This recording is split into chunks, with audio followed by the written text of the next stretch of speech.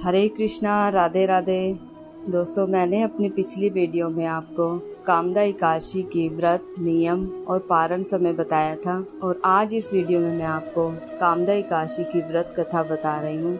लेकिन इससे पहले मैं आपको इससे संबंधित कुछ नियम है जो हमें सबको फॉलो करने चाहिए, वही मैं आपसे बताना चाह रही हूँ। तो आइए शुरू करते हैं। शास्त्रों के अनुसार एकादशी व्रत उपवास करने का बहुत महत्व होता है। साथ ही सभी धर्मों के नियम भी अलग अलग होते हैं।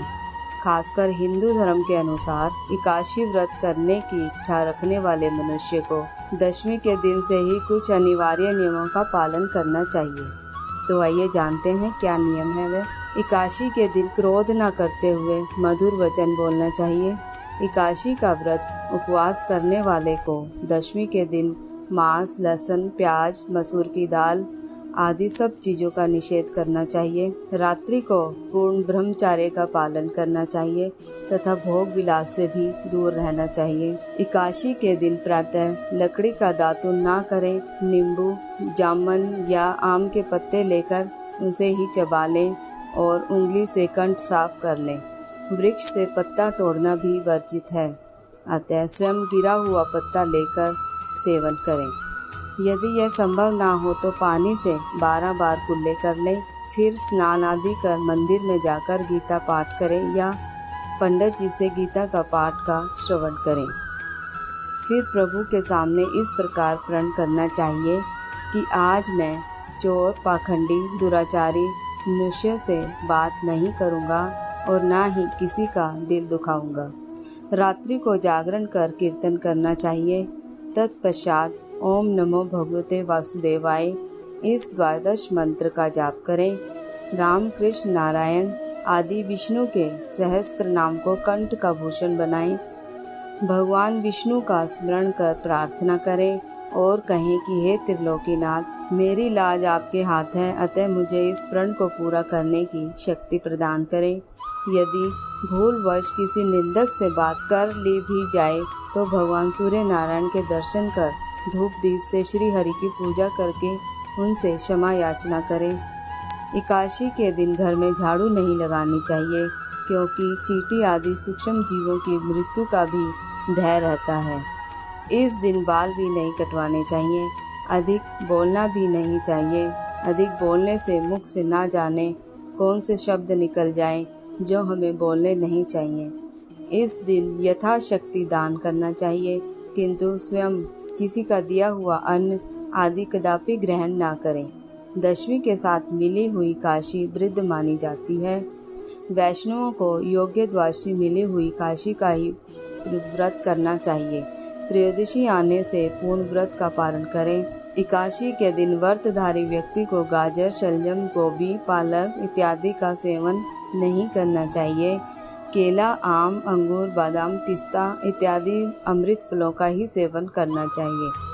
प्रत्येक वस्तु प्रभु को भोग लगाकर तथा तुलसी दल छोड़कर ही ग्रहण करना चाहिए। द्वादशी के दिन ब्राह्मणों को मिष्ठान दक्षिणा देना चाहिए। कैसे प्रारंभ हुई काशी का व्रत? भगवती काशी कौन है?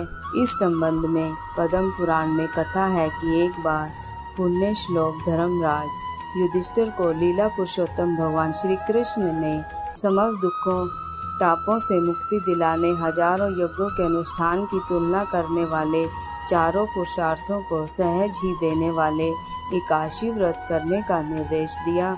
इस व्रत को करने से जीवन के सारे कष्ट भी समाप्त हो जाते हैं और उपवास करने वाला दिव्य फल प्राप्त करता है। अतः सभी भक्तों को एकादशी व्रत के इन नियमों को अवश्य ही अपनाना चाहिए। तो दोस्तों, आगे मैं अब आपको कामदा एकादशी की व्रत कथा सुनाऊंगी। चैत्र मास की अमावस्या को हमारे भारतीय संवत की अंतिम तिथि होती है और इसकी अगली प्रतिपदा को प्रारंभ हो जाता है हमारा नया संवत और भगवती दुर्गा के नवरात्रों के बाद आने वाली चैत्र के शुक्ल पक्ष की एकादशी को कामदातार्थ सभी कामनाओं की पूर्ति करने वाला कहा गया है। इस दिन भगवान वसुदेव अर्थात वसुदेव के पुत्र श्री कृष्ण का पूजन किया जाता है। और गरीबों को दान देने का भी विशेष महत्व होता है।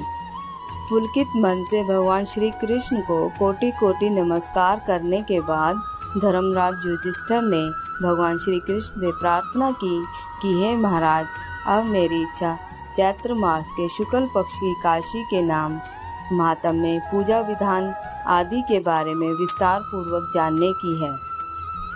तब भगवान कृष्ण ने कहा, हे राजन, यही प्रश्न एक बार महाराज दिलीप ने महर्षि वशिष्ठ से पूछा था। तब वशिष्ठ जी ने जो कथा महाराज दिलीप को सुनाई थी वही मैं आपको सुनाता हूँ। बहुत समय पहले की बात है। रतनपुर नामक एक नगर पर अनेक ऐश्वर्यों से युक्त पुंडरीक नाम का एक राजा राज्य करता था। रतनपुर नगर में अनेक अप्सरा, किन्नर तथा गंधर्व वास करते थे। उनमें ललित और ललिता नामक पति पत्नी भी रहते थे। उन दोनों में अत्यंत स्नेह था। थोड़े समय के लिए भी अलग अलग होते ही वे दोनों अत्यंत ही व्याकुल हो जाते थे। एक समय पुंडरीक की सभा में अन्य गंधर्वों के साथ ललित भी गाना गा रहा था। गाते गाते उसको अपनी प्रियतमा ललिता का ध्यान आ गया। इससे ध्यान भंग हो गया और गायन का स्वरूप ही बिगड़ गया। ललित के मन का भाव जानकर कंक्रोट नामक नाग ने पद भंग होने का कारण राजा से कह दिया। तब पुंडरीक ने क्रोधपूर्वक कहा कि तू मेरे सामने गाता हुआ अपनी स्त्री का स्मरण कर रहा है, अतः तू कच्चा मांस और मनुष्यों को खाने वाला राक्षस बनकर अपने किए कर्म का फल भोग। पुंडरीक के श्राप से ललित उसी समय विकराल राक्षस हो गया। उसका मुख अत्यंत ही भयंकर, नेत्र सूर्य और चंद्रमा की तरह प्रदीप्त तथा मुख से अग्नि निकलने लगी। सिर के बाल पर्वत पर खड़े वृक्षों के समान तथा भुजाएं अत्यंत ही लंबी हो गई। इस प्रकार उसका शरीर 8 योजन लंबा हो गया। राक्षस बनकर वह अनेक प्रकार के दुख भोगने लगा और जंगलों में भटकने लगा। अब तो उसकी स्त्री ललिता भी अत्यंत ही दुखी होकर उसके पीछे पीछे भटकती रहती थी और तरह तरह से विलाप करती रहती थी। वह अपने पति के उद्धार का उपाय भी सोचा करती थी। एक दिन ललिता अपने पति के पीछे पीछे चलते हुए विंध्याचल पर्वत पर भृंगी ऋषि के आश्रम तक पहुंच गई। भृंगी ऋषि ने ललिता को देखकर पूछा, हे देवी, तुम कौन हो और यहाँ किस लिए आई हो?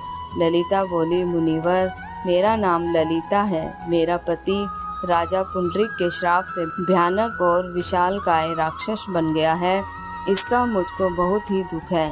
मेरे पति के उद्धार का कोई उपाय बतलाइए। ऋषि बोले, हे गंधर्व कन्या, अब चैत्र शुक्ला एकादशी आने वाली है, जिसका नाम कामदा एकादशी है। उसका व्रत करने से मनुष्य के सब कार्य सिद्ध हो जाते हैं। यदि तू कामदा एकादशी का व्रत करके उसके पुण्य को अपने पति को दे दे तो राजा का श्राप भी अश्वमेव शांत हो जाएगा और तेरा पति शीघ्र ही राक्षस योनि से मुक्ति को प्राप्त होगा। चैत्र शुक्ला एकादशी कामदा एकादशी आने पर ललिता ने व्रत किया और द्वादशी को ब्राह्मणों के सामने अपने व्रत का फल अपने पति को देती हुई भगवान से प्रार्थना करने लगी, हे प्रभु, मैंने जो यह व्रत किया है इसका फल मेरे पति देव को प्राप्त हो जाए, जिससे वह राक्षस योनि से मुक्त हो जाए। एकादशी का फल देते ही उसका पति राक्षस योनि से मुक्त हो गया और अपने पुराने स्वरूप को प्राप्त हुआ और अनेक सुंदर वस्त्राभूषणों से युक्त होकर ललिता के साथ विहार करने लगा। उसके पश्चात वे दोनों एक दिव्य विमान में बैठकर स्वर्गलोक को चले गए। वशिष्ठ मुनि ने आगे कहा, हे राजन, इस व्रत को विधि पूर्वक करने से समस्त पापों का नाश हो जाता है तथा राक्षस आदि की योनि भी छूट जाती है। संसार में इसके बराबर और कोई दूसरा व्रत नहीं है।